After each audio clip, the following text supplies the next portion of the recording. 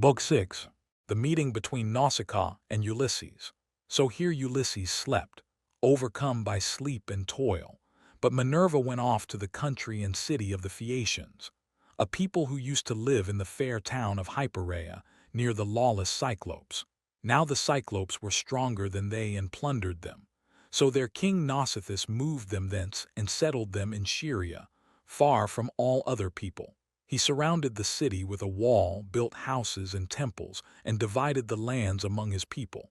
But he was dead and gone to the house of Hades, and King Alcinous, whose counsels were inspired of heaven, was now reigning.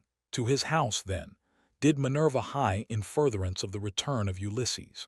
She went straight to the beautifully decorated bedroom in which there slept a girl, who was as lovely as a goddess, Nausicaa, daughter to King Alcinous. Two maid-servants were sleeping near her, both very pretty, one on either side of the doorway, which was closed with well-made folding doors. Minerva took the form of the famous sea captain Dymas' daughter, who was a bosom friend of Nausicaa and just her own age. Then, coming up to the girl's bedside like a breath of wind, she hovered over her head and said, "Nausicaa, what can your mother have been about, to have such a lazy daughter? Here are your clothes all lying in disorder, yet you are going to be married almost immediately, and should not only be well dressed yourself, but should find good clothes for those who attend you. This is the way to get yourself a good name, and to make your father and mother proud of you. Suppose, then, that we make tomorrow a washing day, and start at daybreak.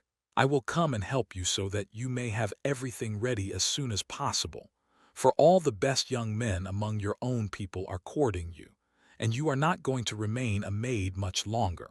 Ask your father, therefore, to have a wagon and mules ready for us at daybreak, to take the rugs, robes, and girdles, and you can ride too, which will be much pleasanter for you than walking, for the washing cisterns are some way from the town." When she had said this, Minerva went away to Olympus, which they say is the everlasting home of the gods. Here no wind beats roughly, and neither rain nor snow can fall, but it abides in everlasting sunshine and in a great peacefulness of light, wherein the blessed gods are illumined for ever and ever. This was the place to which the goddess went when she had given instructions to the girl. By and by morning came and woke Nausicaa, who began wondering about her dream. She therefore went to the other end of the house to tell her father and mother all about it, and found them in their own room. Her mother was sitting by the fireside spinning her purple yarn with her maids around her, and she happened to catch her father just as he was going out to attend a meeting of the town council, which the Phaeacian aldermen had convened. She stopped him and said, "Papa dear, could you manage to let me have a good big wagon? I want to take all our dirty clothes to the river and wash them. You are the chief man here, so it is only right that you should have a clean shirt when you attend meetings of the council. Moreover, you have 5 sons at home, 2 of them married, while the other 3 are good-looking bachelors. You know they always like to have clean linen when they go to a dance, and I have been thinking about all this." She did not say a word about her own wedding, for she did not like to, but her father knew and said, "You shall have the mules, my love, and whatever else you have a mind for. Be off with you, and the men shall get you a good strong wagon with a body to it that will hold all your clothes." On this, he gave his orders to the servants, who got the wagon out, harnessed the mules, and put them to, while the girl brought the clothes down from the linen room and placed them on the wagon. Her mother prepared her a basket of provisions with all sorts of good things, and a goat skin full of wine. The girl now got into the wagon, and her mother gave her also a golden cruse of oil, that she and her women might anoint themselves. Then she took the whip and reins and lashed the mules on, whereon they set off, and their hoofs clattered on the road. They pulled without flagging, and carried not only Nausicaa and her wash of clothes, but the maids also who were with her. When they reached the water side, they went to the washing cisterns, through which there ran at all times enough pure water to wash any quantity of linen, no matter how dirty. Here they unharnessed the mules, and turned them out to feed on the sweet juicy herbage that grew by the water side. They took the clothes out of the wagon, put them in the water, and vied with one another in treading them in the pits to get the dirt out.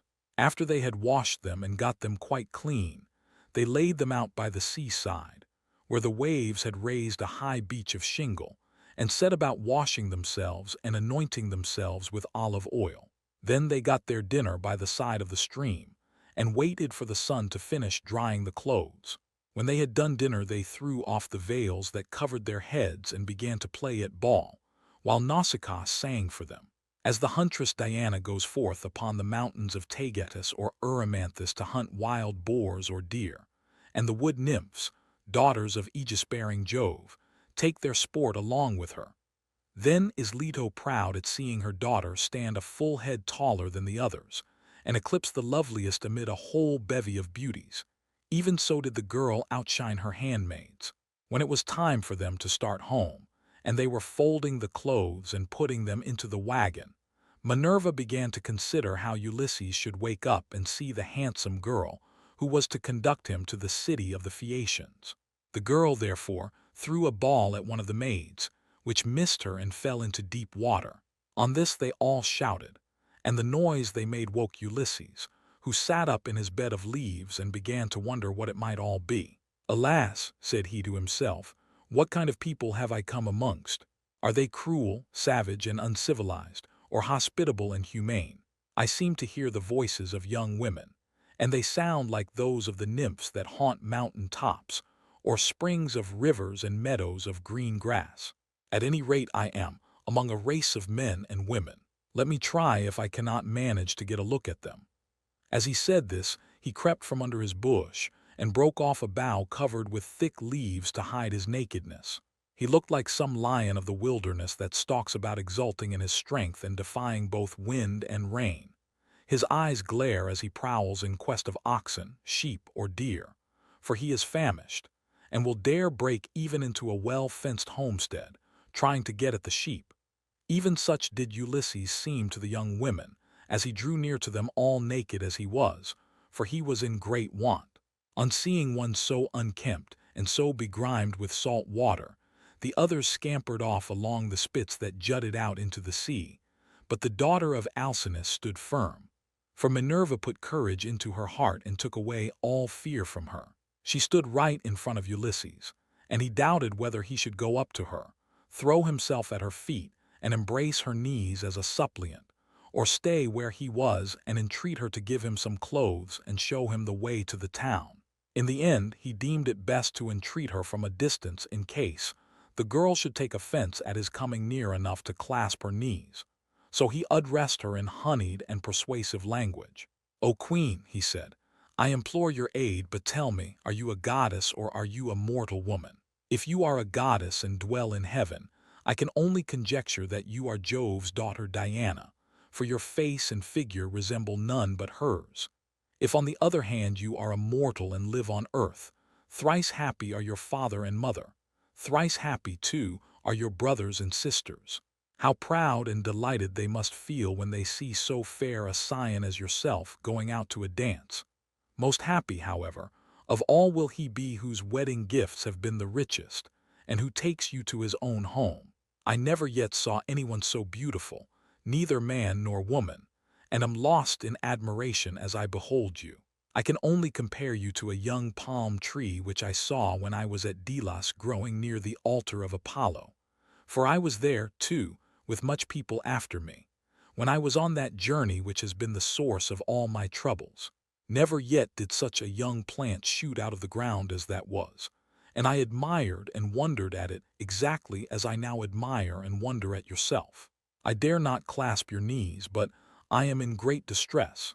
Yesterday made the 20th day that I had been tossing about upon the sea. The winds and waves have taken me all the way from the Ogygian island, and now fate has flung me upon this coast that I may endure still further suffering.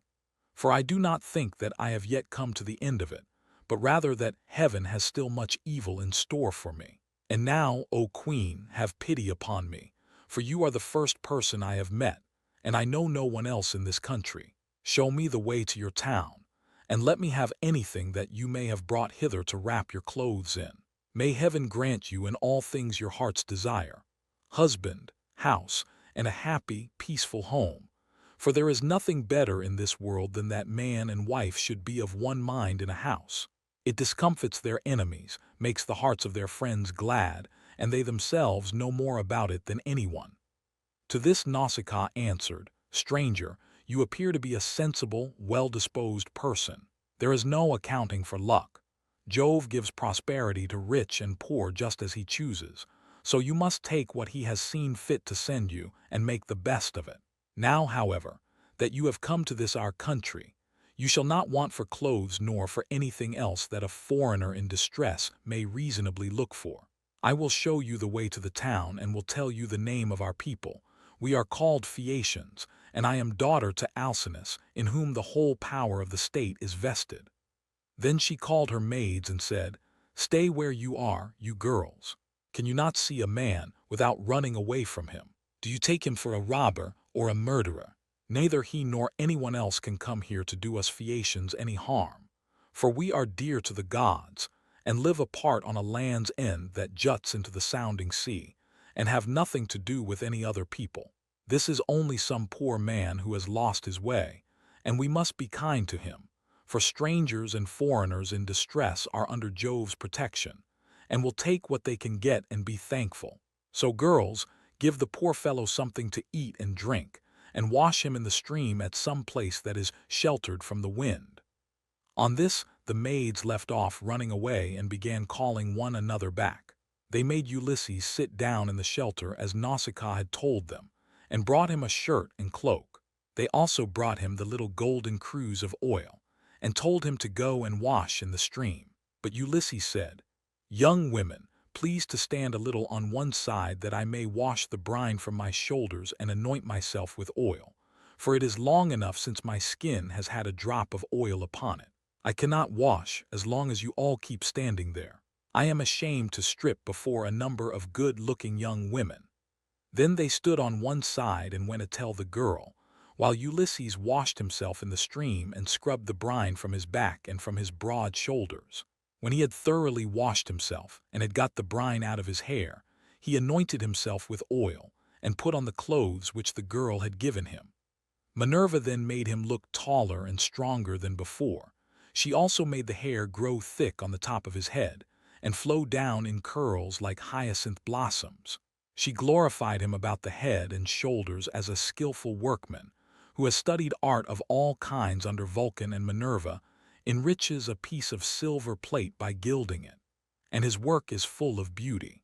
Then he went and sat down a little way off upon the beach, looking quite young and handsome, and the girl gazed on him with admiration. Then she said to her maids, Hush, my dears, for I want to say something. I believe the gods who live in heaven have sent this man to the Phaeacians. When I first saw him, I thought him plain, but now his appearance is like that of the gods who dwell in heaven. I should like my future husband to be just such another as he is, if he would only stay here and not want to go away. However, give him something to eat and drink. They did as they were told and set food before Ulysses, who ate and drank ravenously, for it was long since he had had food of any kind. Meanwhile, Nausicaa bethought her of another matter. She got the linen folded and placed in the wagon. She then yoked the mules, and as she took her seat she called Ulysses. Stranger, said she, rise and let us be going back to the town. I will introduce you at the house of my excellent father, where I can tell you that you will meet all the best people among the Phaeacians. But be sure and do as I bid you, for you seem to be a sensible person. As long as we are going past the fields and farm lands, follow briskly behind the wagon along with the maids, and I will lead the way myself. Presently, however, we shall come to the town, where you will find a high wall running all round it, and a good harbor on either side with a narrow entrance into the city, and the ships will be drawn up by the roadside, for everyone has a place where his own ship can lie. You will see the marketplace with a temple of Neptune in the middle of it, and paved with large stones bedded in the earth. Here people deal in ship's gear of all kinds, such as cables and sails, and here, too, are the places where oars are made, for the Phaeacians are not a nation of archers. They know nothing about bows and arrows, but are a seafaring folk, and pride themselves on their masts, oars, and ships, with which they travel far over the sea. I am afraid of the gossip and scandal that may be set on foot against me later on, for the people here are very ill-natured, and some low fellow, if he met us, might say, "Who is this fine-looking stranger that is going about with Nausicaa? Where did she find him? I suppose she is going to marry him. Perhaps he is a vagabond sailor whom she has taken from some foreign vessel, for we have no neighbors. Or some god has at last come down from heaven in answer to her prayers, and she is going to live with him all the rest of her life.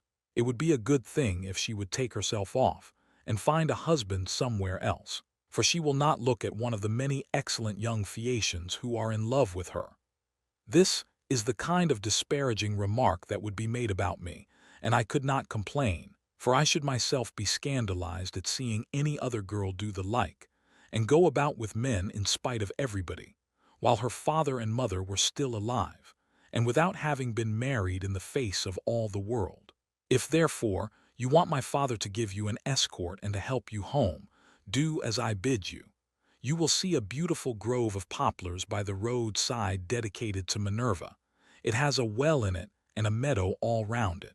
Here my father has a field of rich garden ground, about as far from the town as a man's voice will carry. Sit down there and wait for a while till the rest of us can get into the town and reach my father's house. Then, when you think we must have done this, come into the town and ask the way to the house of my father Alcinous. You will have no difficulty in finding it.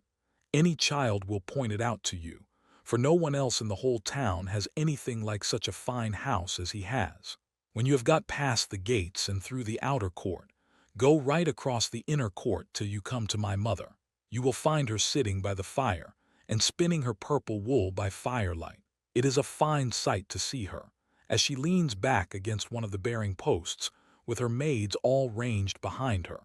Close to her seat stands that of my father, on which he sits and topes like an immortal god. Never mind him, but go up to my mother, and lay your hands upon her knees if you would get home quickly. If you can gain her over, you may hope to see your own country again, no matter how distant it may be." So saying, she lashed the mules with her whip, and they left the river. The mules drew well, and their hoofs went up and down upon the road. She was careful not to go too fast for Ulysses, and the maids who were following on foot along with the wagon, so she plied her whip with judgment. As the sun was going down, they came to the sacred grove of Minerva, and there Ulysses sat down and prayed to the mighty daughter of Jove. "Hear me," he cried, "daughter of aegis-bearing Jove, unweariable, hear me now, for you gave no heed to my prayers when Neptune was wrecking me. Now, therefore, have pity upon me and grant that I may find friends and be hospitably received by the Phaeacians."